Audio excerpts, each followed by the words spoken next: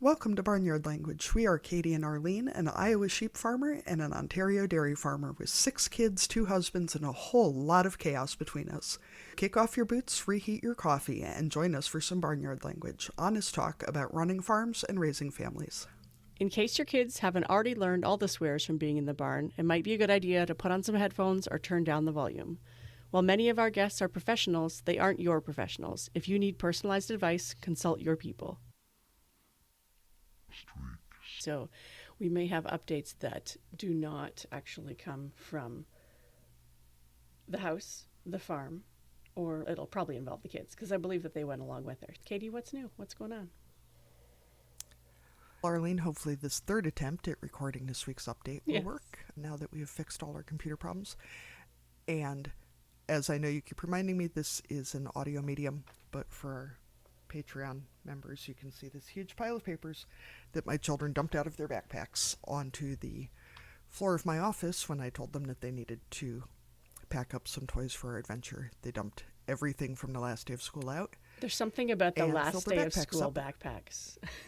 Every little scrap. I'm sure the teacher just dumps the desk into the backpack, which is fair. They don't want to deal with all the stuff, and there could be valuable treasures in there that the children don't want to lose. But yeah, last day of school backpacks are a whole thing.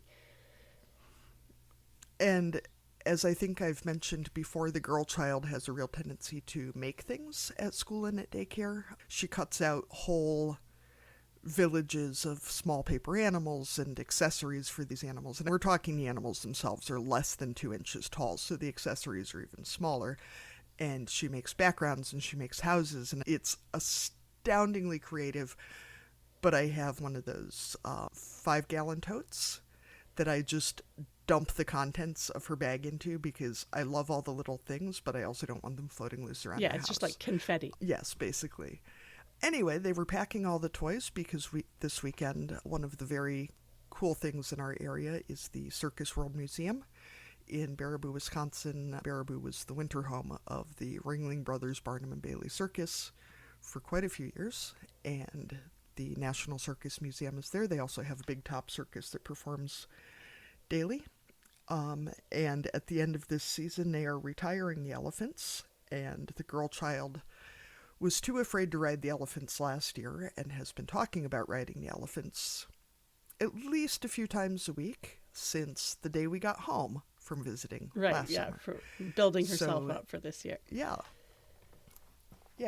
But knowing that the elephants were retiring at the end of the year, we decided to take the kids back this weekend. Had a great time. Went to a restaurant where the food was not great, but the food comes on a model train to your table, which was pretty dang cool, delightful. Which is good because it was real spendy. Yeah, but there was a train. But it was neat. And in the process of sending pictures of the restaurant to one of my cousins, she mentioned that one of my favorite aunts, I don't want to get in trouble by declaring who's the favorite just in case family members are listening, was also in Baraboo this weekend from Pennsylvania with one of her daughters and the grandkids, which I was not aware of. And so we got to see them on Sunday, and we rode the elephant, and the girl child rode a circus pony, and we got a ride in a golf cart, and we got to go to the circus. And did you actually ride an elephant? And we came home. I actually rode an elephant. It was very slow, very bumpy, very tall, and recently I found out that I've developed tendinitis in my hip, and I can say that riding elephants is not great for that situation. Okay. So keep that in mind next time the opportunity presents itself. Yeah. Yes. That's good to know. Just on the off chance that any of our listeners are also dealing with hip tendinitis and are offered the opportunity for an elephant ride. Yeah. You should still do it because it'll be cool. But just be forewarned. Yeah, don't get into it professionally. Pack some extra pain medication. Yes, professional elephant riding. We came home. About how far away is it from you guys? It's about 2.5 hours. So long enough to stay over, and but it's not like a gigantic expedition. Yeah. Baraboo is very close to the Wisconsin Dells, which is basically the Disney World of the Midwest. It's a small town that is now 90% water parks and escape rooms. And our hotel gave us a brochure with an incredibly creepy ad for a teenage magician who will come to your hotel room, which seems to me like probably the stuff that true crime podcasts are made of. Yeah. So you didn't book that. And this weekend we got rain on Father's Day, but that was the first rain we had gotten since Mother's Day. So we got more rain this weekend, and we came home to our corn being pretty close to literally twice as tall as it was when we left on Saturday to when we came back on Sunday. So you could have stayed home and watched it grow instead of seeing a circus. Yeah. I'm not quite that boring yet. Like, I'm pretty close, but I'm not quite that boring yet. Other than that, the kids got to go to the pool twice this weekend because we were at a hotel. And they were home 3 days last week because daycare was closed. And then yesterday they got to go on a play date for a half day at a friend's house. So having to just go to their normal routine this morning was a little rough. Was not as exciting as the last week has been. Yeah. Not quite the attraction. How are things in your world, Arlene? Things are good. So the day we're recording is the last day of school for my two that are still in elementary. So my tween and my 8-year-old are having their last day of school as we speak, and the teenagers are done. So I have one who's going to graduate from high school tomorrow. So that's a whole new thing for our family. So we can only get 4 seats for the graduation ceremony, and we are lucky to have lots of living grandparents, and she has siblings and cousins and aunts and uncles and all that kind of stuff. So we ended up deciding that since they're live streaming the ceremony and it's likely to be hot and crowded and long, that everyone except my husband and I are going to live stream it from my in-laws' place, and they're going to watch the ceremony there. And then when she's done walking across the stage, then they can chat and not have to sit in a folding chair in a high school cafeteria. And the brothers can go play and all that kind of stuff. And then we will come and have lunch at their place afterwards. So we're looking forward to that. So I've been doing some menu planning. My mother-in-law's doing some of the meal, but I'm bringing a bunch of stuff as well. So getting food ready. And then this past weekend, my daughter's boyfriend is also graduating from high school, and he's actually moving back to his home province. He had been here for a little over a year, and his dad, who he lived with, ended up moving back to Quebec. So he's moving away a couple hours, almost 3 hours away. So as anyone who has teenagers knows, that is a pretty big change for a couple of teens who have been pretty much joined at the hip for a while. And he's actually been doing a high school co-op placement with us. So he's been working here on the farm with us. And the last month or so has been living at my in-laws because his dad had already moved back. They've been spending a lot of time together, which is wonderful. But yeah, so he's moving away, and so we had a goodbye party for him on the weekend. So that was nice. We got to have a bunch of his friends and people from 4-H and local families, and people come to wish him well. So that was fun too, and it's always a good excuse to get things cleaned up and organized and all those types of things. So it was an outdoor party, which worked out well. We actually got a little bit of rain on the weekend, but not at party time. So that was good too, because my house is spacious for a big group. Old farmhouses, right? There's not like we have a big open concept zone for people to gather in. So yeah, party planning with larger groups gets a little complicated in old farmhouses. So I was glad that we were able to use the front porch and the driveway and all that kind of stuff and have people over and not feel like we were all in different rooms all the time. And beyond that, starting to talk about what we're going to do all summer. So talk of cow shows and things that people would like to do, making lots of trips to our local beach. There's a little beach in the town that's 5 minutes away, so we're really lucky that way, and that we've got a close place to go and swim, and our neighbors across the road very generously let us use their pool too. So these hot days we've got places to cool off, so that's been nice. And it's something that they all still enjoy doing together, which is getting harder and harder to find as our ages stretch out. So did the boyfriend take his cow with him, or is she still? She has been sold, so she's not going with him, and she's not staying here. So we have one less Jersey. But in the spring, we ended up acquiring a new one for a 4-H member. My daughter borrowed another one, and the Jersey that we bought for my daughter last year has had a calf. So we still have a few Jerseys, but we'll only be milking one, which I must admit I'm not too upset about, because his cow was a kicker and she was not my favorite. kicking and flicking her tail really fast, which is obnoxious too. That is rude. And we don't trim tails because especially if they're going to get shown, you don't want to trim them back. They need to look beautiful, but it's definitely a pain when she's trying to flick you away with it and fling her feet in your direction at the same time. For any of our other non-dairy farmer listeners, one of the most surprising things I've ever seen was upon attending the World Dairy Expo in Madison, Wisconsin, finding out that they use, I don't know, what would you call them? Prosthetic tails? Well, they're kind of hair extensions. I'm sure there's a real name for them. Like women use. But there was a... Yeah, tuck them in there. There was a whole line of them drying in a doorway, just hung on a clothesline. And having never seen such a thing, I was really quite shocked. Yeah, they're like extensions in that they bulk up the volume. They're not, sometimes you're replacing a lot of hair, but sometimes it's just to, give a little bit more fullness to maybe a cow that has lost some of her natural hair. Yeah, that fitting of cows for showing, especially at the World Dairy Expo level, is really a thing. Oh, yeah, for sure. Yeah. For those of us who don't show animals and we're not aware. Yes, yeah, and they have a competition there too. That's really, really a big deal. I know that one of the herds that my daughter has worked for,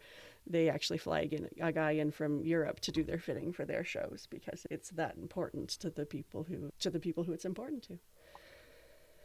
So it's... And when you're talking about that kind of money, it's especially for breeding stock where you're potentially getting more than one sale out of the deal. Yeah, for sure. All right, should we bring on our guest for the week? I think we should. Welcome to the podcast. Today we are so excited to be talking to Courtenay DeHoff, who's a speaker, television personality, and is also a fancy lady cowgirl, which is both a mindset and a community that she has created. Courtenay, on our podcast, we start each of our interviews with the same question, and this is a way to introduce yourself to our listeners. So we always ask, what are you growing? So for our farmers, that's usually crops and livestock, but it can also include careers, businesses, and all kinds of other stuff. Courtenay, what are you growing? Ooh. What am I growing? I'm growing a community of like-minded women who are trying to live legendary lives. Like, I always wanted so much more for my life and my story. And so through my community, Fancy Lady Cowgirl, I am just growing this space where women from all walks of life. I don't care if you're a farmer. I don't care if you've never been on a farmer ranch in your life. If you live in a big city, like, everyone is welcoming. I am just, I guess, growing that is the best community. kind of growth as far as we're concerned. That's one of the things we're trying to grow too. So I also heard that you might have a part in growing a bull. Is that another thing? Oh, yes. My pride and joy. So yes, I am part owner of a PBR bucking bull named Top Dollar. I came onto the ownership team when he was a yearling. He's 4 this year. I came onto the ownership team, clueless. Like, he had 4 legs. And I was like, okay, he looks sound. Like, I suppose he can buck. Katie and Laramie of Hook and W Ranch reached out to me because they saw me on TV with the PBR. So I was doing commentary work. I knew a little bit, but I didn't really know much about the bull side, about the stock contractor side. And they reached out and they were like, hey, do you want to own a bucking bull? Katie messaged me on Instagram. I had no idea who she was. I was like, no, crazy lady. This sounds, like, stay out of my sounds DM. like a I don't know scam. who you are. That's how I remember the story. Yeah, that's how I remember the story. Katie's like, no, you responded and then you just ghosted us. And so as the story goes, I became a bucking bull owner. But part of why I said yes, honestly, the whole reason really that I said yes, I asked Katie and Laramie, I said, why me? Like, why me? Of all the people who could own a bull, they said, because we want to show people that anyone from any walk of life can be a stock contractor. And we'd love for you to document it. Like, we want to show that women do have a place on the back of the bucking chutes because, and this is not a fault, but bull riding is a male-dominated sport, right? Like, it's men who ride bulls. There are some women, but not at the elite level. And so I was like, okay, like, women empowerment, heck yes. Through bull riding, that's an interesting angle, but let's see where it leads. And it has been the most incredible journey. He made his PBR debut late last year. I nearly did not make it. I sat in the stands and I just thought, oh my gosh, I hope he does good. I hope he gives the rider a fair shot. I hope he doesn't embarrass the family. Like, I hope he bucks. And He did so amazing, and his career has just taken off. This is his big year, his 4-year-old year. He was in Madison Square Garden earlier this year in January. So it has just been so much fun. And now he has this rabid fan base. We're having to keep the people at bay because they want to do meet and greets. They're like, where can we come and see you? Because he's really kind and he loves people and he loves little kids, and he goes to these big events, and they stall the bulls so you can see all of their heads, and we're always like, where is Top Dollar? What pin do they have him in? You can never tell because he's always sleeping. He's always napping. They're testing the pyro. Top Dollar's napping. It's just been a really fun journey. Sorry, I'm just picturing the book Ferdinand with the totally chill. But he can't actually buck when it comes down to it. I feel like one of the big bad raps that rodeo gets is that the stock are treated so badly. And I think especially at the elite level, people really miss that they make a lot of money. They're worth a lot of money, and that they have fans of their own, that you're not going out and scooping up some bull from the back paddock of God knows where and horribly abusing it in some way. They lead a pretty damn cushy life. They do. They're working for 8 seconds at a time. Yeah, Top Dollar lives a better life than I do, if we're being honest. We are 100% transparent. And I actually, just last week, I'm not very good at TikTok. I just throw videos up and hope for the best. But I had this inspiration. I was like, I'm going to make a video about what really goes on behind the scenes. Do we make him buck? No, he's an American bucking bull, which is a registered breed. It's an inherent trait. He loves what he does. What does the flank rope do? Never touches his testicles, which is a common misconception. And all of these sort of misconceptions that are out there, they were started by animal rights groups. And animal rights groups have been pushing these false narratives for decades. So I was like, I'm going to make a video about Top Dollar, and I'm just going to show people everything. The flank, what it's made out of, how we put it on, what does the stock contractor do, what does he eat, what does he weigh, what does he do in his off time. And I posted one video, and it had 900,000 views in the first night. And so I was like, oh, I'm going to post another. So I've just been sharing these videos on TikTok. Now, unfortunately, my TikTok is no longer mine. It's Top Dollar's. I post a video of me doing a keynote or something. It gets 100 views. Top Dollar, it's 1 million. But I saw that in the comments over and over again. And it said, oh my gosh, we had no idea. We totally thought you were they were bucking because they are hurting, because you guys are doing things to them. People don't know what they don't know. And what they do know are those narratives that animal rights groups have been pushing out literally for decades. I saw one comment that said, so did they used to tie up their testicles in bull riding? And I said, no. They never have. And groups like the PBR, the Professional Bull Riders, there are incredibly strict animal welfare guidelines. Even the cowboy spurs, they have to be dull. There are so many things in place. And so I love it. I love teaching people about Top Dollar and what really goes on and how much he loves. He knows who his family is. He loves Katie and Laramie. And so it's just been really fun to show that side, because you don't necessarily, when you tune into CBS and you watch a bull riding, you see them buck for 8 seconds and off they go. You don't get to see the behind the scenes.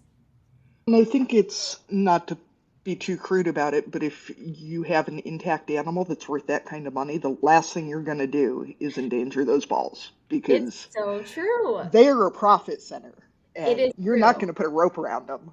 That's, Because you went there, I'm going to go there. One time Laramie said to me, I said, how do we explain it to people? And he said, the flank never is done up any tighter than a belt. It's just like how a person would wear a belt. And then he said, think about it, Courtney. You tied up any other males. What? Are we going to jump and run and move around? Or are we going to stand real still and not move? And I said, that's so true. If we were doing that, these bulls would not be bucking because it would hurt so bad. And to your point, that's the most prized possession of Top Dollar. So yeah, we're gonna take care of those bad boys. So what does he do in his off time? I envision bull ownership as being like a timeshare. Do you get a third of the bull? Do you get the front half, the middle half, the back half? Do you get 4 months a year? How does that work? That's a great question. So every partnership is different. That's the number one question I'm getting on on TikTok is, how much does it cost to own a bucking bull? Which, just like anything with a horse or any kind of animal, every partnership's different. It depends on the breeding. It depends on the stock contractor that you're partnered with. So I do own a percentage. My percentage primarily means that I'm the stage mom. That's the side of Top Dollar that I get. I video everything. Katie videos everything. She sends me the videos because I'm not always with him. And then I edit little things together. But he lives at Katie and Laramie's place. He lives at Hook and W Ranch. I live in a high rise in downtown Dallas in this major city. So I don't have anywhere to keep Top Dollar. But I just did a video actually, like, Top Dollar has the weekend off. What's he doing? He's getting scratched, which is his favorite thing in the world. He loves scratches. He's napping, he's snacking, and he digs holes. And my dad said, LOL. It's funny because he's not at our house. He digs holes in the pasture. Like I said, he's really hard on the, good thing he's cute because he's very hard on the landscaping, but he's just out in the pasture being a bull, doing what bulls do, sleeping, napping, eating. Occasionally, maybe he'll see a chiropractor if he needs it, or a masseuse, or it's just, he's living the life. So is he out making little $50 now? Or is that like his retirement plan? No, he already We're just getting into this bull situation. Yeah, We're not going to talk about anything else. That's it's a great, I love talking about Top Dollar. He's like my pride and joy. Yes, there are Top Dollar babies on the ground already. We have collected him. And so he's been turned out on cows as well. I think they turned him out on cows maybe during his 3-year-old year a little bit. So yeah, he's doing what bulls do, living, like I said. He really is living the life. He's living the life. I'm loving the idea of you bringing him home for a couple months a year, like to your high rise and your neighbors, just getting in the elevator with this huge ass PBR. So dairy farmer question. I mean, we are often using sex semen because we want heifers. In your industry, are you using sex semen because you want bulls? That's a really good question. When Katie and Laramie collected him, I don't believe that I don't know. That's a really good question because it would make a lot of sense to use sex semen. So the heifers, they will buck them like yearlings, 2-year-olds a little bit, but once a bull matures, those heifers just can't compete, obviously, and it's all bulls that you see like at the elite level in the PBR. That's a really good question. I'll have to ask Katie and Laramie. Sometimes, like, I grew up raising Angus, so my family has a small Angus operation, and a lot of times people do use that sex semen to try to get heifers if they're in. We always wanted heifers because we showed heifers, but so yeah, I don't have an answer. That's a good question. I would assume somebody out there's probably doing it somewhere. Sorry, now that we're talking women in sports, do you think we're going to see women coming into the rodeo arena? And I don't want to say harder classes because I've watched barrel racing and those women are plenty badass. But do you think we'll start seeing more women riding rough stock? I don't know. That's a really good question. So there are women who do ride bulls, who do ride rough stock, and there are associations that are built or made just for that. There's at the elite level, so I'm talking PBR. Like when I say elite level, I'm talking the Unleash the Beast Tour, which is the top 50, 30 or so bull riders in the world.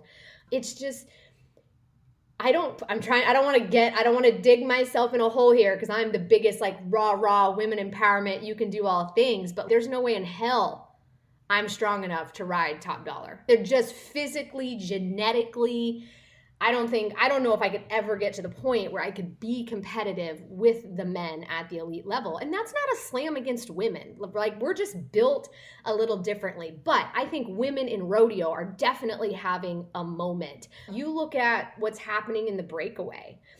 They added it to the NFR. It's not in the Thomas and Mack, but like they have now a breakaway at the NFR during Las Vegas. You're seeing things like the American rodeo come in. You're talking $1 million purses. That was unheard of when I was in college, coming up like through the college rodeo ranks and stuff. It was like if you wanted to be a professional and you wanted to make a living, you were a barrel racer. That was it. And now I tell you what, those breakaway ropers are making money. And I mean, they're making enough money at the top level to sustain themselves and to be able to actually make a living out of it, because for a long time breakaway wasn't necessarily something that was financially that you could justify doing it for a living. I don't know. As far as the rough stock though, I don't know. It'll be interesting to see. But the way things are going with other timed events and stuff, it wouldn't surprise me. It seems like most most women I know also have too strong of a self-preservation to ride rough stock or bulls. Watching bull riders, they're fucking crazy. I mean, that's The different. yeah, there's no nice way to put it. Those Mm-hmm. guys are fucking crazy. But for our non-rodeo listeners, breakaway is calf roping, right? Steer roping. Yeah, so essentially, calf roping is what the men do. They rope a calf, they jump off and tie the calf down. Breakaway is the same thing, only the girls don't get off and tie the calf down. They literally rope a calf.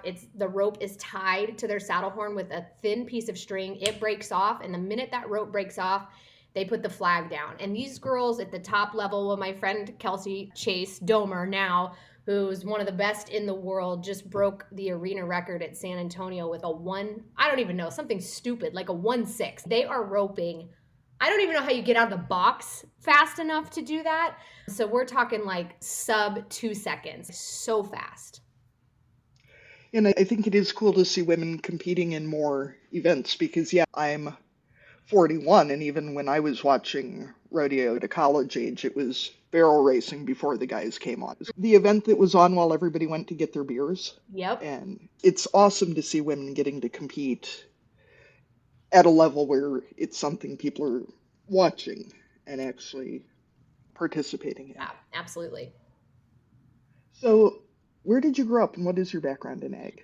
So I grew up in Kansas, in a small town in northeastern Kansas. My mom and dad had a small cow-calf operation, but I like to tell people I was just a little cowgirl. I was just a little cowgirl from Kansas, grew up riding horses, competed heavily in high school rodeo, eventually went to Oklahoma State where I was on the college rodeo team, and we also showed Angus cattle all over the country. So showed Angus heifers at all of the big shows and just had this really robust, beautiful childhood that was centered around agriculture. Everything we did was centered around agriculture. So that's my background. My dad, we had crops. We farmed a little bit, but we would not probably call ourselves farmers. So you talked a little bit already about what Fancy Lady Cowgirl is, but can you tell us a little bit about the inspiration behind it and what the background story is? Yeah, Fancy Lady Cowgirl has been a culmination of my 10-year journey. I graduated Oklahoma State and immediately got into television. I interned at a television station, wanted to be a TV host. I wanted to work in cities like New York, LA, Dallas. I wanted to work in these top American markets for mainstream networks. And when I first got into television, my first job, I was like interviewing cowboys. I was going to the Calgary Stampede and I was talking about rural America and agriculture. And when I left that job, I discovered that I needed an agent to help me get the next job. And all of the agents who would watch my tapes were like, you have talent, but what are you wearing on your head? Like the cowboy hat, you got to take that off. If people are going to take you seriously, if you seriously want to work in mainstream American television, they're going to think you're uneducated. I literally had someone tell me that if you wear your hat and your cowgirl boots. And I was young. I was like 23 years old, 24 years old. And I was like, okay, I guess I have to choose. I can be the cowgirl from Kansas or I can be the television host. And so for 10 years, I was the television host. And I put the cowboy hat away. I didn't talk about my background. My own co-hosts, they knew I grew up in Kansas, but they didn't know what I had done or where I had come from, really. And I was working in Dallas for a syndicated morning news show, and there were wildfires that were ripping across parts of the Midwest, and no mainstream outlet was talking about it. And this had been going on for 3 days. I was working for one of these media giants. And I pitched the story to my executive producer because I thought this is a story worth telling. This could affect supply chain. This could affect grocery store prices. This is why people all over this country should care, because it was a syndicated show, so it was national. And I'll never forget, she literally looked at me when she got the story pitch and she said, "Need I remind you, this is a real news network? Stop bringing me your little cowgirl problems." And that was about 10 years in, and I'd had enough. Like, I had worked so hard in my TV career. Television is a tough industry. It's volatile. It's fast-paced. Everybody's out for themselves. And I was just beat down. I was tired. I had the fancy job title. I was working on a syndicated show, but I was just still feeling half full. Like something is missing. I've got the big fancy career and I'm getting to do the big fancy things and interview these cool people, but what's missing? And so I pitched that story. She blew it off. And I told the story anyway on my Facebook page. I was like, screw it. If you don't think it's newsworthy, like, I'm going to post it on my Facebook page. And I thought, if one person sees it, it's a story worth telling.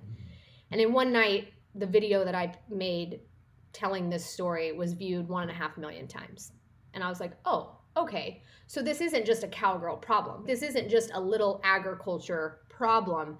People do care what's happening in rural America. People are interested in agriculture. It's just like Top Dollar. Like, he's a perfect example.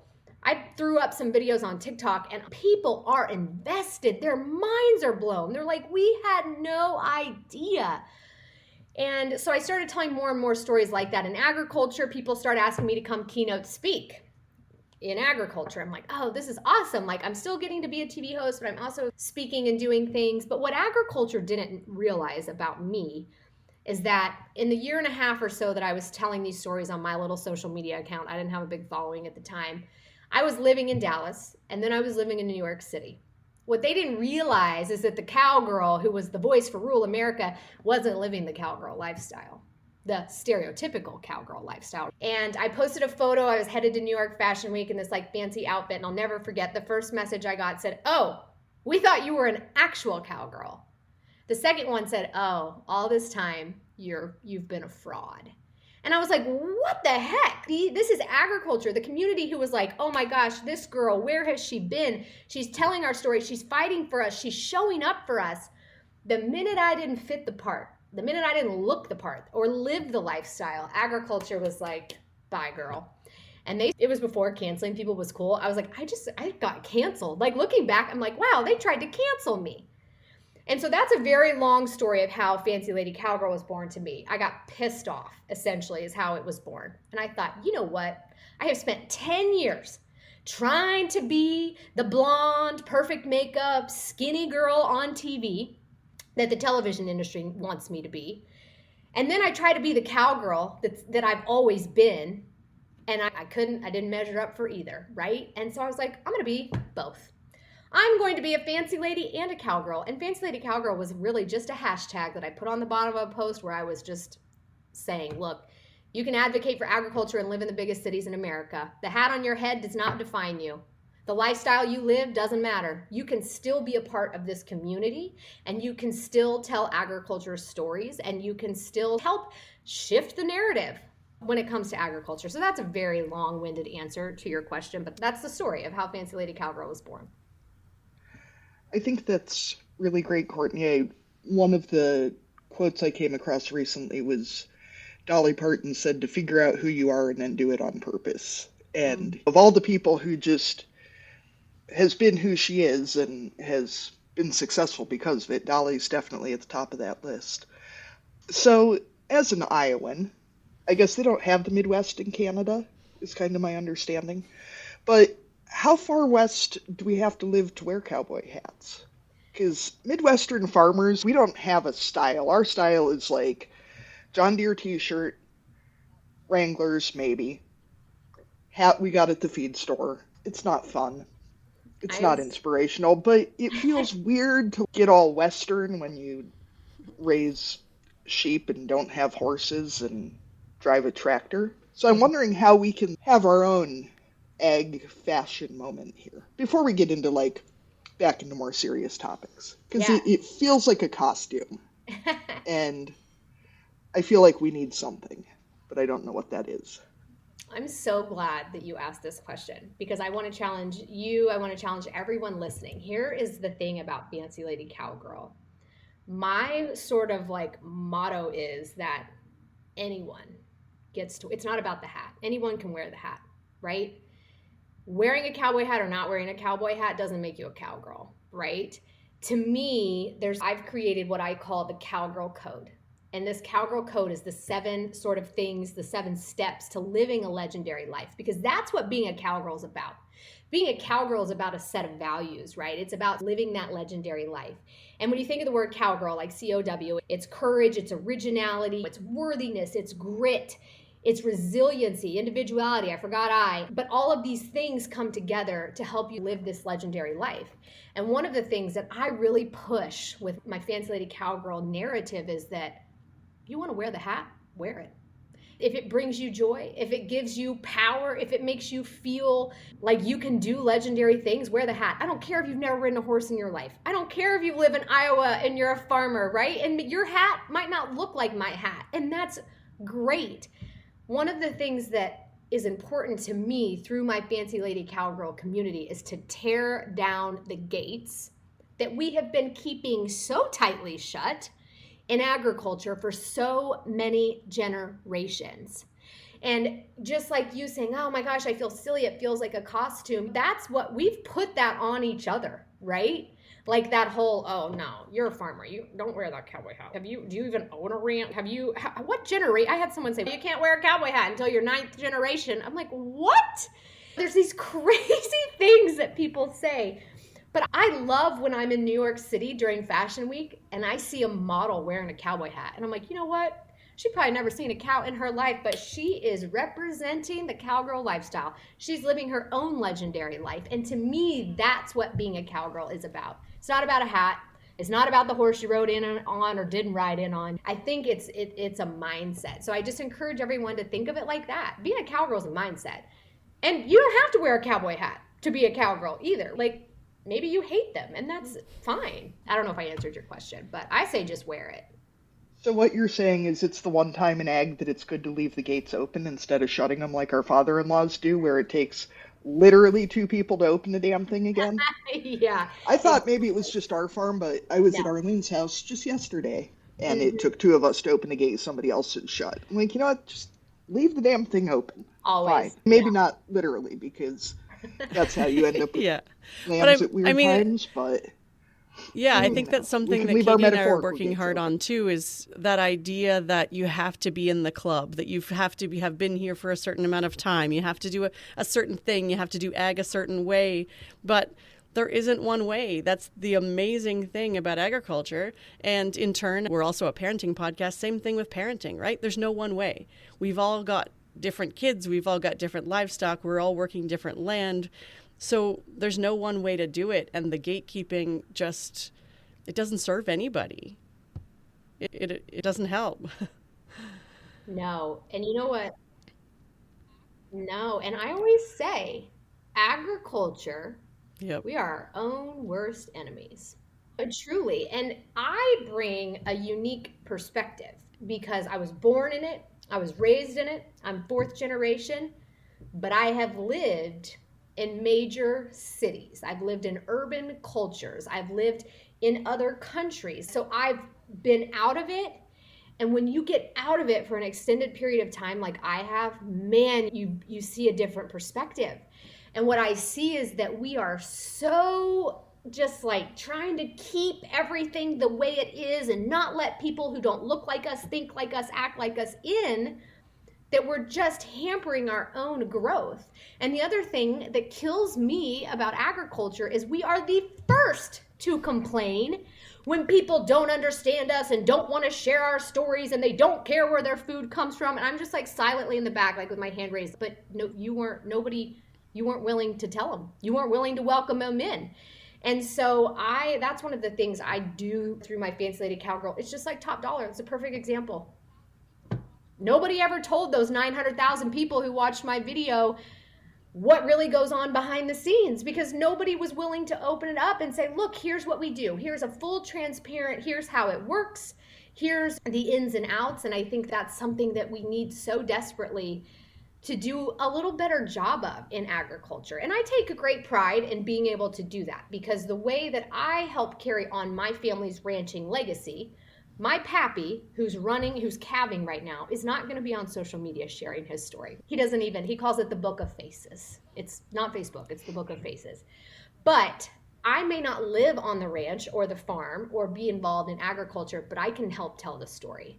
And I think there's so many of us out there, and I think women are very good at it. There's just something about that women have this really beautiful way of telling great stories. And so I think there's a lot of us who can still help share the story and open those gates up just a little bit to allow some new people in. Through Fancy Lady Cowgirl, I have truly been astonished, truly, and I don't just say this, I was truly astonished how many people want to maybe wear a cowboy hat. How many people would love to go to a bull riding and see a bull? How many people would love to go to a farm and learn how what they're buying at the grocery store is actually about? People are interested and they do want to learn, because I think there's this narrative sometimes in agriculture that people just don't get us, they don't care. I don't think that's true. And now more than ever, people want to know who's behind their food. They want to know who's running the businesses that they're spending money at. I think we have this really special opportunity to start sharing the story. But man, I get on social media and I realize I'm saying things like agriculture is their own worst enemy, blah, blah, blah. I'm not hating on agriculture. I show up every day and do what I do because I love this community. It's the people. You don't make people like they do in agriculture anymore, right? Ag kids that are being brought up, they are so going to be set up for success in anything they want to do because ag kids are raised different.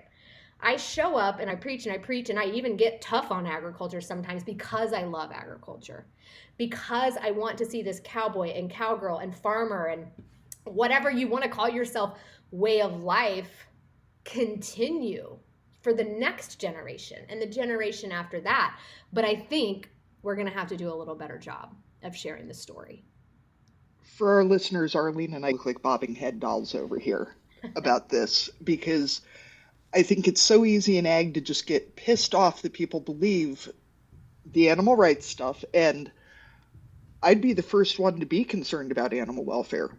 Absolutely. But you can't blame people for believing stuff if they're only hearing one side. And if they're not hearing our side, you can't be pissed that they don't just magically, psychically understand it.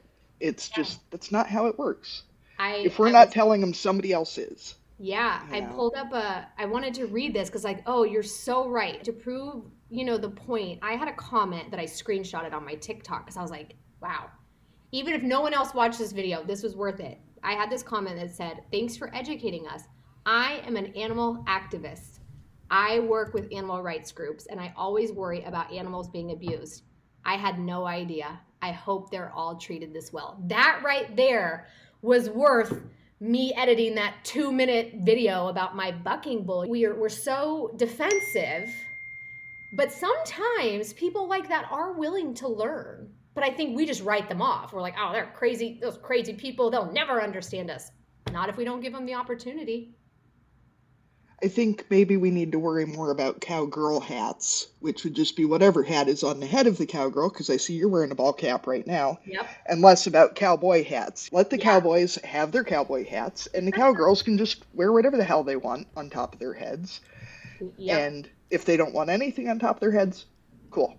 That might just be your invisible cowgirl. For the people who are already in the advocating space and who are trying to make that change and communicate with people, how do we work on not just talking to each other? Because that's what the ag space sometimes feels like. For those of us who are still on the farm, we want to reach the public. We want to reach people who aren't in ag, but we end up following each other and encouraging other, which is great. But if all of our followers are just fellow farmers and ranchers, then it doesn't feel like we're making much progress. Do you have any thoughts on how do we expand our reach? Arlene, can we just have a moment for the irony that this is 3 ag podcasters not just talking to doing each an other? ag podcast about not just talking to ag podcasters? Yes. No, but that's a really great question. And I think it starts here. It starts just like this. We talk about it amongst ourselves in agriculture, right? And I think that's great. Fancy Lady Cowgirl, for example. When that started and when my following started to grow and people started to latch onto that and wanted to be a part of the Fancy Lady Cowgirl community, largely, most of them were in the agriculture space, right? Because that was my audience. But as I continued for year after year to share the story and say, wear the hat, wear whatever hat makes you happy. Here's what it really means to be a cowgirl. This is the cowgirl code. Here's how you live legendary. The more I started to share, then I started to see the mainstream people start to come in. And I think it's not a bad thing.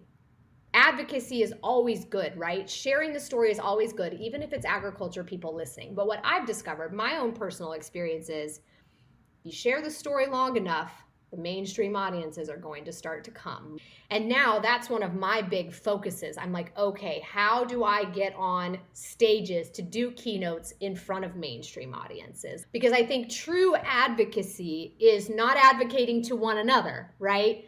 We have to be advocating and sharing the story outside of the agriculture community. And people, I say, share the story, and I largely do that on social media. But when I do my keynotes, I always want to point out, I always say things like advocacy might be having a conversation with a mom standing wide-eyed in the grocery store who doesn't know if she should buy the hormone-free or the antibiotic, whatever the hell stupid labeling that isn't accurate is on the beef, right? That could be advocacy. Go to the grocery store in your town or your city. And you don't even have to educate. I think sometimes when we hear the word advocacy, we're like, we got to teach people something. Nah. Let's use the grocery store scenario again. You're walking through, just pick something up and say, oh, this is my favorite. I actually know the farmer. I know the farmer who produced this. It's local. Put it in your cart and walk away. Because that gets the wheels. They're like, wait, what? Oh my gosh, they know this is local. This was actually raised in my state. It doesn't need to be some huge monumental, you don't need to launch a brand and a TV show and be a keynote speaker and all of the things. Like, advocacy can just be as simple as having a conversation with someone. And I encourage everyone listening, have a conversation this week with someone outside of agriculture. Just have a conversation with them. You don't need to teach them anything. People remember how you make them feel. They don't remember what you taught them or what data or research or greenhouse gas emissions nobody cares. People remember how you make them feel. So that's my challenge. Talk to somebody outside of agriculture, have a conversation, share a cup of coffee, say hello.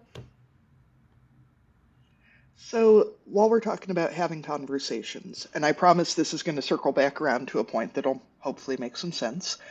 As a blue-haired, middle-aged white lady, a lot of people are shocked that I love listening to NASCAR, but only on the radio. I would rather be punched in the face than have to watch a race.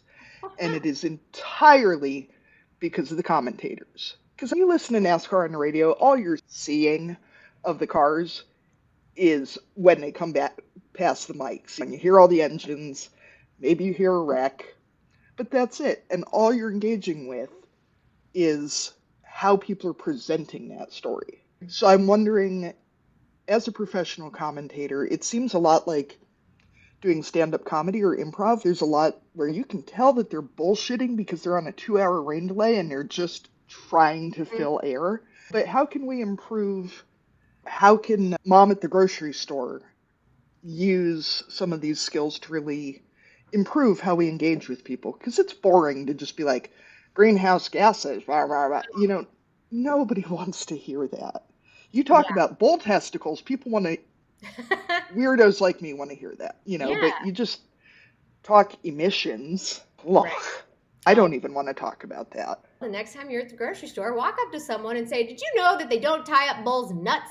No, don't do that. No, I totally would. That's a good question. Television, I've done everything from hard news to lifestyle and entertainment. It's always like the human interest stories that attract me the most. And I love that you use the sports analogy because I think nobody tells stories as well as sports commentators. I use the Kentucky Derby a lot of times as an example. What is it? I don't even know. 2.5 minutes, 2 minutes? I don't know. It's this short race, right? And you watch these horses run around a track and then it's over. Like, it's literally over. The Kentucky Derby on NBC starts with 4 hours of coverage, right? Before this 2-minute race that's just instantly over. But I eat up every second of that coverage because just like to your point, they're telling the stories, right? It's like Top Dollar. They're telling the stories of the horse. The horse, I love the story about Mind That Bird, 50-1. They roll up to the Kentucky Derby in a horse trailer. They have on cowboy hats, these dudes from New Mexico, and NBC is freaking out. They're like, who the hell are these people? Who are these guys? This is a joke when they're interviewing them because they look different, whatever. It's a good storyline. Mind That Bird goes on to win the Kentucky Derby. They paid $9,000 for that horse as a colt. That's why you get invested Top Dollar is a great example. You say, how can we have these I could do videos about, here are the feed rations that we feed our bull because we care for him and we want him to perform. But no, I'm like, this is Top Dollar. Top Dollar loves scratches. Top Dollar loves naps. He digs big ass holes in the pasture, which are a pain in the ass, but it's just what he does because he's a bull. I think you have to allow people to form those like personal connections. People feel like they know Top Dollar personally. It's hilarious. Go to an event or after he bucks it like a PBR, I have DMs and people are like, they're recording their TV like as if I'm not watching it and they're tagging me in it. They're like, oh my God, it's Top Dollar. And when I think about agriculture and sharing our story, you're like such a beautiful example of this, Kate. Like, blue hair, loves NASCAR, because you're not the stereotypical, like when we see a farmer in a movie or on TV, you know, they've got the piece of straw in their mouth and and you're like, what the hell? And so I think embracing the unexpected is a beautiful way to really form a connection with people. Because Kate, when you walk away, they're going to be like, huh, oh, fuck. Who knew? If she can do it, she doesn't look like I could probably do it too. I'm not sure if I'm answering your question, but I think you have to be able to form those connections and you have to give people permission to ask all the questions, right? I always say there are no dumb questions. I can't tell you how many times people will like send me a DM and say something like, okay, I know this is probably stupid, but like, how do you tell the front of your cowboy hat from the back? Don't tell anyone I asked you. And I'm like, that's not a stupid question. That's a totally valid question. I always say, I know how to drive a car. I've been driving a car since I was 16 years old. You put me in a NASCAR car, you put me in an F1 car, I would be like, okay, excuse me, are there gas pedals? What are we? And you just don't know what you don't know. And so I think you just have to be willing to answer the questions that might seem silly or mundane. You have to be willing to form a personal connection. People remember how you make them feel. And sometimes that's just being friendly. That's just a hello. I think we get in these big picture in agriculture. We're like, how do we teach the world about what we do? I don't know. Like maybe we just be nice to each other. Like, why don't we set that example for people? Now I'm just getting on a rant, so I'll stop and let you continue asking your questions. No, 100%, because even as a cattle farmer, I don't give a rat's ass what Top Dollar eats. I'll admit it. I'm not going to start feeding my beef cattle what you're feeding your top-of-the-line bucking bull, because my cows would get so goddamn fat on what he eats, just guessing that his caloric needs are a little bit different than my mama cows out sitting around in the pasture. But I am very interested in the fact that he digs big goddamn holes. That's interesting to me. And if you treat somebody like they're stupid for having a question that may very well be stupid, they're going to remember that you made them feel like shit. That is exactly. And they are not going to come ask you anything else. That is and exactly. So when it's about something more important, quote unquote, than which side of their cowboy hat is the front, they're going to go to whoever they find on Instagram or TikTok or whatever. And that may not be somebody who's going to give them who's not going to have the conversation that we would want them to be having. Let's put it that way.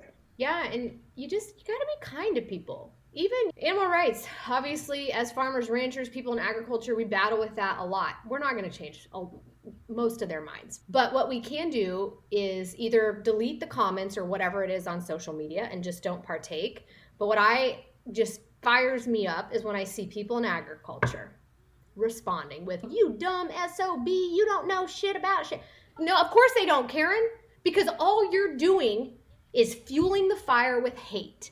Instead, if you have to comment, say something like, you know what?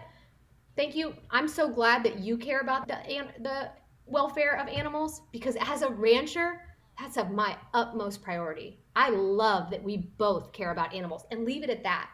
You cannot just attack people with negativity, and you can't just attack people with facts and figures and data, because like you said, people don't give a shit. They are going to remember how you make them feel. And we have to get that through our brains, because it makes me so sad to see some of the conversations that are happening online and in person too. People do this shit in person too.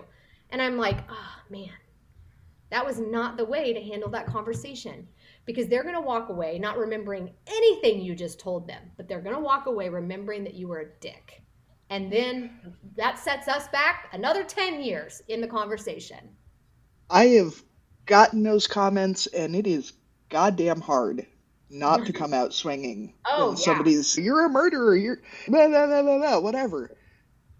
But if what they're going to remember is that you're an angry elf who wouldn't talk to them about their actual concerns, and they may have valid concerns, they may come at it in a ridiculous manner, but it comes from a good place. It does. It comes from their concern about the animals, about our planet, about whatever. And I think you're absolutely right that That's my big issue with a lot of the... I was just going to say, a lot of the conversations about greenhouse gases, like farmers get so angry about it, but do we not all want the same thing? We want a healthy planet for the future generations. We don't want to destroy the resources that we have. So yes, some people are coming after the livestock industry, but why not address those concerns rather than just try and yell out or get angry about it? Let's look at the research. Let's see what we can do. Let's look at our own industry and make the changes that we can, so that then we can say we did these things. Now, how about the other industries? Rather than just be like, not our fault. We didn't do it. Someone else is worse off. Let's take accountability for the things that we can control. And then hopefully other people in other industries are going to do the same thing. That's such a good point, Arlene, because it's not like they're being worried about greenhouse gases because they hate farmers. They're worried about global climate change because they don't want to die in a fire or have their home state flooded out or whatever. Like, it's not about us. Yeah. And you know. And the conversations about eating less meat, I think a lot of that comes down to people are looking for something they can do. What can I do? Yes, I can drive less. Maybe I can take less flights, but I'm not going on airplanes every other week. Like I don't have a private jet. Yeah, for sure. But like the things that people can do on an individual basis, often if you're looking at a news article or watching TV, they're trying to give people ideas of things that they can do to make an impact. And one of the things they suggest is eating less beef. And sure, maybe that's a thing you can do. I don't know that's necessarily the answer, but the media, the news story is trying to give a little idea, give a solution. Right. So yeah, if our industry can provide some examples, then we can also suggest some other things. And I love that last line. Suggest some other things that you could do, or like things that people can do on an individual basis. And I don't say this to like bash anybody, advocates, because I'm not perfect. I've come a long way in my advocacy journey. I used to be the first person in the comments like, oh yeah, guess what? I was that person. I would fight back. I would post the nasty comments. Like, I've evolved. But when you talk about climate change, I think that's a great example about greenhouse gases. I'll see people making these videos and doing things that are like, cows are not the problem. Okay. And that's it. That's the post. I'm like, okay, but you didn't give the mainstream audience, what? That doesn't move the conversation. Like, you can't just scream, cows are not the problem, and then show a bunch of airplanes and then not give us any steps, or not give the general population like any sort of like educational component to go with that. And that's a perfect example of advocating within agriculture, right? Because when you make a little video or whatever and post it on your Instagram, you're like, cows are not the problem. Who's going to share it? Everybody in agriculture. But are we moving the needle? Are you changing the conversation? No, because it's the people who already are on your side that are just circulating the video. Yeah, you may be getting 100,000 views on your reel and you've got 100,000 followers on TikTok or whatever. But what are you actually teaching people? What are you teaching the people who live in Dallas or New York or in the big cities in Canada? Like, how are we, and that's hard. I'm not saying that it's easy to do, because I'm like, how would I make a reel that's like, cows are not the problem, but here's what you can do on I don't know. I think we just have to be a little more intentional maybe with how we're like trying to start conversations and shift narratives. So Courtney, and I'll probably edit this out, but I feel like we need a TikTok series of Top Dollar, like digging in to climate change with his holes, and I'm taking a deep dive into this hole about I love it. This could be a whole new series, like Top Dollar does a deep dive, and it's like some random, like just something random every week, and they're like, what the hell? I would seriously watch the shit out of that because it's boring to talk about climate change. It is. We're all gonna die. There's no way to fix it, and it's really a lot easier to yell cows are not the problem. And there's nothing we can do. It is. And that's just everything, like to your point, like everything in life. Like I was laughing with my mom this morning. I found this really great protein powder and it's 6 ingredients and it's like beef bone broth is like how it's made. And my mom's looking at it and we're looking at the macro and we're like, dang, this is really good. This is a great clean. And I said, LOL, they'll probably come out next week that bone broth is killing people because you just can't win. And I think we just have to sort of accept that mindset. Like, it's all going to come to an end at some point. Like we can do what we can do while we're here. And my mom, when I first started advocating, I would get so worked up and I would take mean things so personally. And I say this to everyone. My mom used to say, Courtenay, you cannot single-handedly save the world. And damn, I was trying. She would be like, you cannot single-handedly save agriculture. And I was like, by God, I'm gonna try. And so I think we have to just remember that. It's gonna take all of us. We can't single-handedly solve all the problems. Yeah, that's true. So you just segued perfectly into my next question because we are a parenting podcast. So let's talk about your mom. I was listening to your episode on your podcast the other day with your mom. What do you think it was about the way you were raised that gives you the confidence in your, like this, I don't know, this fancy cowgirl spirit, right? That lets you blaze your own path and be yourself, and like hopefully we can all raise kids who have this kind of enthusiasm for life. Tell us about your mom, or tell us about your upbringing and how they helped. I didn't realize it at the time, but like growing up, there was nothing that my mom didn't do. There was nothing, and my mom and dad obviously ran the ranch together, but like my dad has a job outside of the ranch. Like he runs 2 companies in Kansas City, so he goes to work every day. So it was my mom home, pulling calves, riding horses, taking kids, doing places. Now it was my mom. She was a truck driver, right? Like she was driving us up and down the road to rodeos. And the older I get, now I can look back because people are like, where did you get your confidence from? Like, how come you just think that you can do whatever the hell you want? And I'm like, oh, I don't know. I just have a lot of courage. And then I like look at my mom and I'm like, oh, there it is. When I think of my mom, you know that Shania Twain song that's Let's Go Girls? And like, you see it on TikTok and people are like, every time I hear that, I just want to kick a door down. That was my mom. She'd be there just like kicking doors down. We used to always laugh if mom showed up at school. It was about to go down. Not because one of the kids was in trouble, because she would take care of us at home. But like mom was always there. Like she was defending us. She had our backs. She was hard as hell on us. But I think it shaped, and I say us, I have a little sister. It shaped my sister and I into these like humans who truly think that we can do anything, right? I really believe that I can do whatever I want. It doesn't matter that I'm a woman. It doesn't matter where I came from. And I think that's just how my mom raised us. And it wasn't like a sit down lesson, like, girls, you can do anything you put your mind to. Like my mother would never. It was just, she showed us. She just showed up every day and showed us. And yeah, I have a really cool mom. She's a little bit of a loose cannon. Sometimes the things that she posts on Instagram, I'm like, oh my God, please take that off. You have the same last name as me. What are you? She's very political. I'm going to censor you now. But like, she just, even like her political posts, I'm a little more like, that's not what my account is about. And she literally, I'm like, Mom, why do you keep, and she's, because by God, I'm going to take a stand and I'm not going to let them roll over. But that's how I was raised. She's like, no, if I don't speak up, who will? And I'm like, you go, girl, you speak up. Yeah. You'll get there eventually, probably. As we get older, I'm sure that our filters come off, right? I see the way my grandmothers are. And yeah, like, they don't care anymore. Whatever, I don't care. I'm like, oh, that's clearly. Yeah, that's right. Yeah. Could you change your name on Instagram at least? So I was also looking at your address at the FFA convention, and you're talking about, and you've talked earlier too about being an ag kid and what that meant. What do you think are the values that our ag kids are bringing out into the world, and what is it that's unique about ag kids. I've heard that before, and I know that I've gotten jobs in the past because I was from a farm, not because I necessarily had experience. But what is it that our kids are getting that they can't get other places? Almost simple things that I notice the most. And I say that because I was raised in agriculture and I've been out of it. I've been living out of it for over a decade. Little things. Ag kids, when they shake your hand, they shake your hand and they look you in the eye when they do it. Ag kids say yes, ma'am.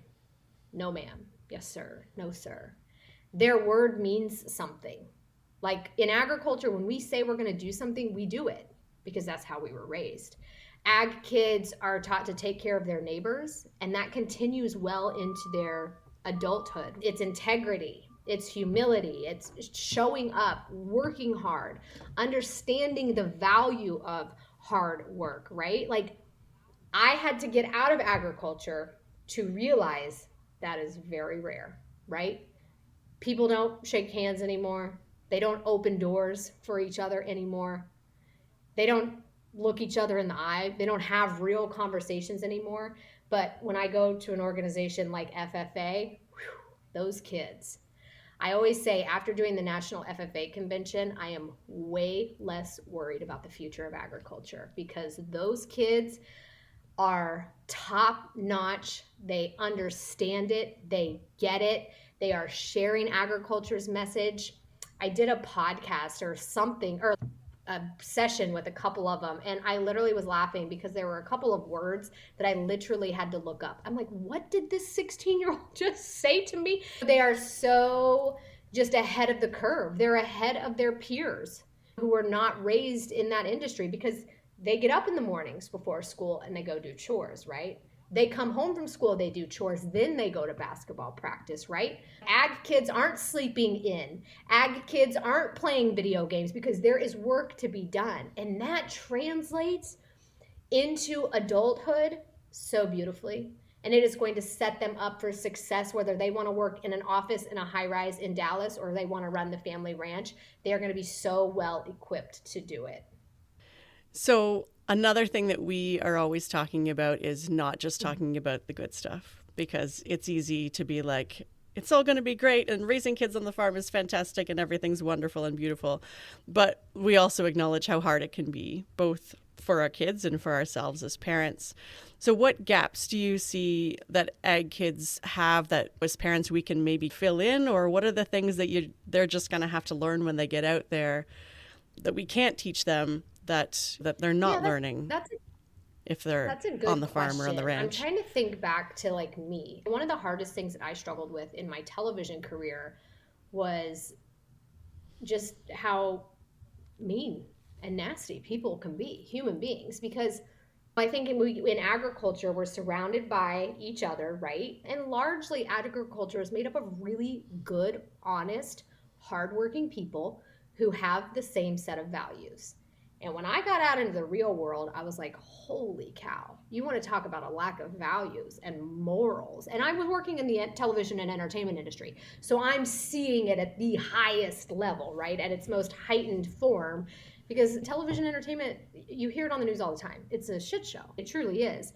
I loved telling stories. I loved being a part of the industry, but there was a lot of stuff that went on behind the scenes that I just fought back with. I would just get mad because I had never been raised around people who weren't brought up the way that I was brought up. Even in my small town, in my high school, not all of them were ag kids, but like we were still small, Midwestern, rural America kids.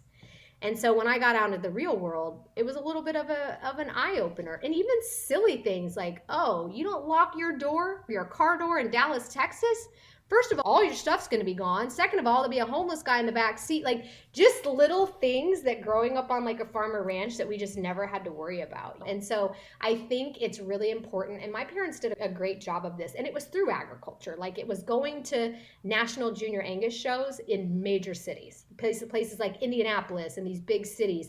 You can still be involved in agriculture, but you can help get your kids like out into the world a little bit because they need to see the ugly that's out there. They need to see what it's really like in some of these places to one, really appreciate and understand where they came from, but to also be a little more aware and I don't want to say less trusting, but honestly, like I had to get a little less trusting living in places like New York and Dallas.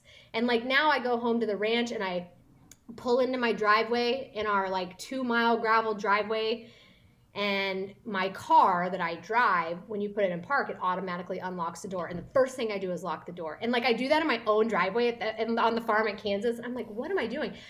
But that's because I've been conditioned living in these big cities. So I think maybe that's a gap. Just remember to like let your kids get out into the world a little bit. Let them, when they're old enough and you feel comfortable, let them go to the city for the day and let them experience what it's like, I guess, in other cultures.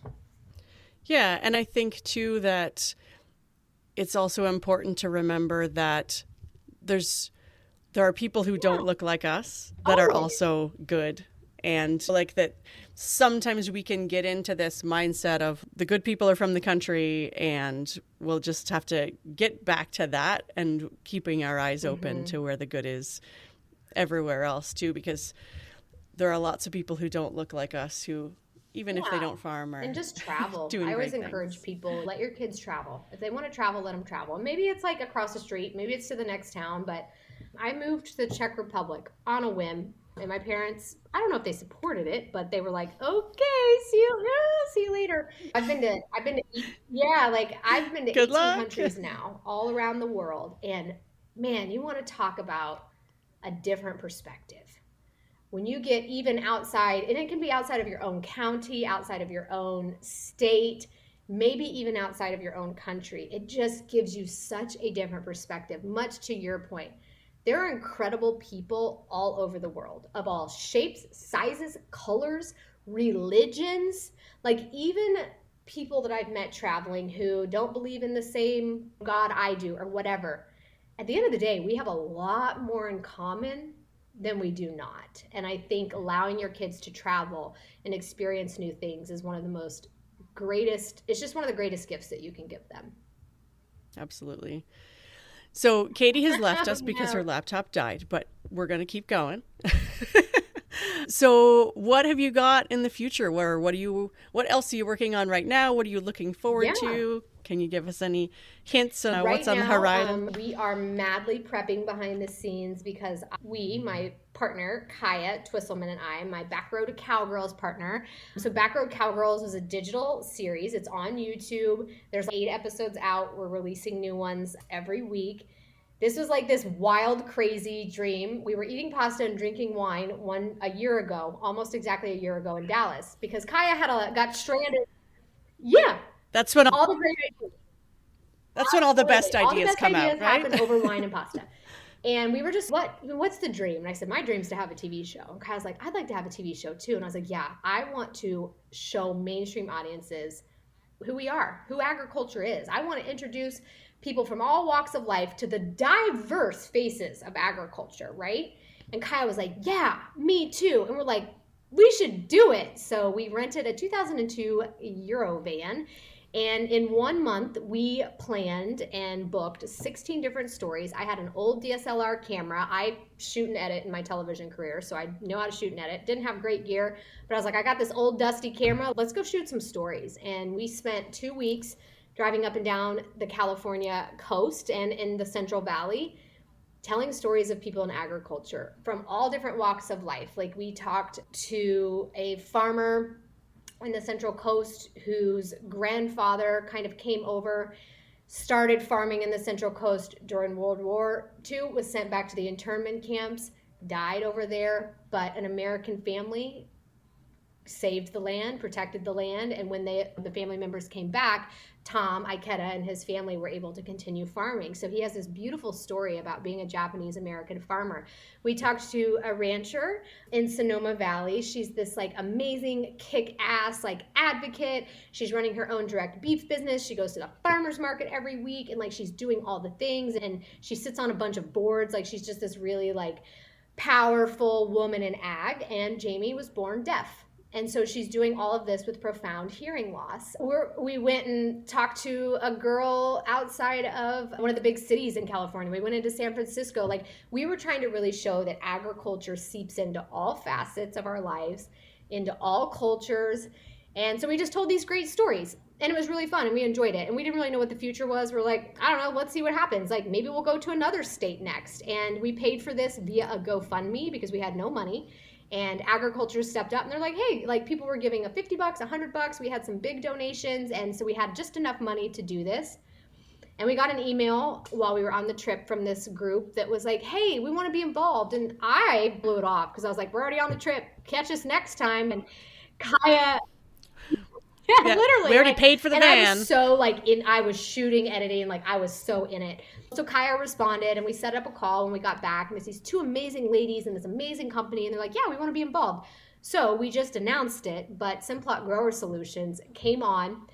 They are now helping us fund a full pilot, a 30-minute pilot that is going to be shot by a production company who we've already hired. We've already got the story. We haven't announced who it is yet, but we're going to do a professional sort of pilot that then we're going to shop out to all the mainstream networks, the streamers. Maybe it'll be on Netflix. Maybe it'll be on HBO Max. Maybe NBC will pick it up for Peacock.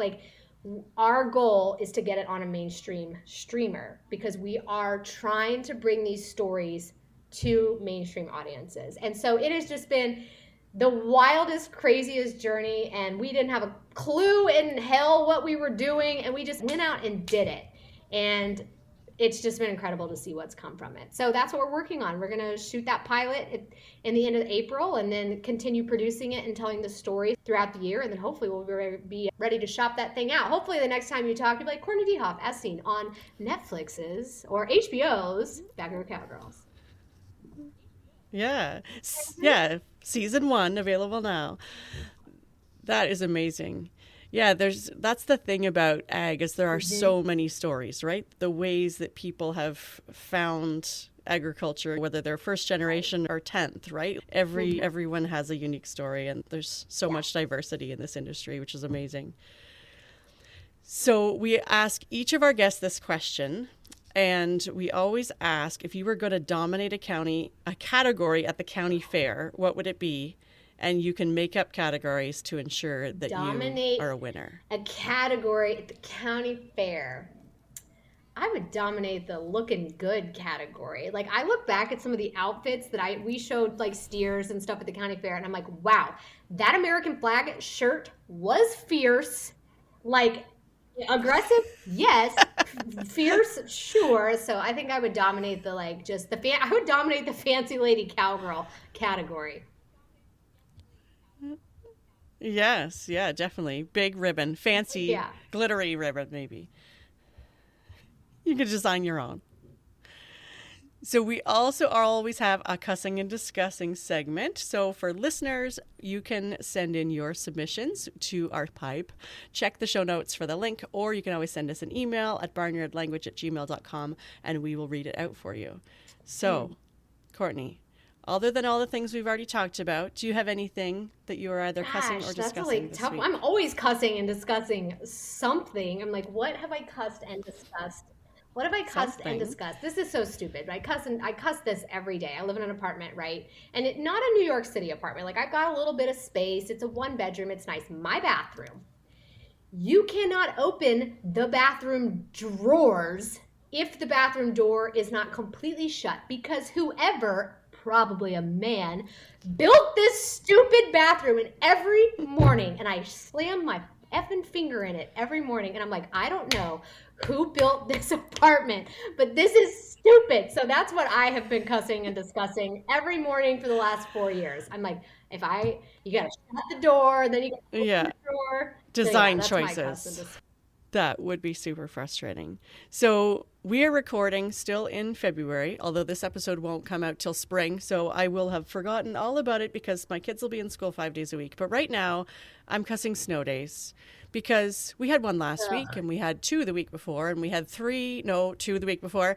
And there's going to be another big snowstorm tomorrow, and it might happen into Friday. So I don't know when my kids are actually going to go to school, all the days of the week, and when I'm actually supposed to do the work that I think I'm going to get done while they're at school. But now, this is not that New week York, again. in Canada, sometimes in the US, when I was growing up, if you had snow days, say you had 10 snow days, you had to make those up at the end of the year. Do you have to make up those snow days? Oh, thank Our goodness. kids do not. No, Good. they're just like a freebie. In theory, they're supposed to do online school now because online school's a thing, but in practice, it doesn't really happen. Because when we were doing months of online school, everyone had all their devices and everyone was set up for all the things, but it doesn't always work out that way when you're actually supposed to be in school, in the building, some of the days of the week. Yeah, exactly. So on behalf of Katie and I, thank you so much for joining us today. Can you remind people where they can find you online? We'll include it in the show notes too, Yeah, of course. so everything is housed at CourtenayDeHoff.com, at CourtDeHoff on Instagram, Courtenay DeHoff on Facebook, Court DeHoff on TikTok. You search my name, it will probably all come up. That's right. We can watch some being formed in the ground. Thank you so much for joining us today. It was fantastic talking to you. Thank you for joining us on Barnyard Language. If you enjoy this show, we encourage you to support us by becoming a patron. Go to www.patreon.com/barnyardlanguage to make a small monthly donation to help cover the costs of making this show. Please rate and review the podcast and follow the show so you never miss an episode. You can find us on Facebook, Instagram, and TikTok as Barnyard Language, and on Twitter we are Barnyard Pod. If you want to connect with other farming families, you can join our private Barnyard Language Facebook group. We are always in search of guests for the podcast. If you or someone you know would like to chat with us, please get in touch. We are a proud member of the Positively Farming Media Podcast Network.